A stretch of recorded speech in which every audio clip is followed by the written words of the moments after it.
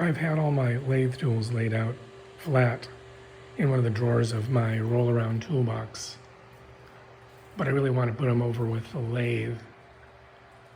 But the lathe storage compartments are kind of narrow and deep, so I made this 6 by 12 inch block,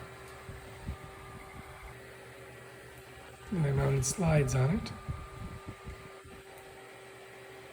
and added a pull handle. I mounted slides on the shelf of the lathe storage area. And now for the result.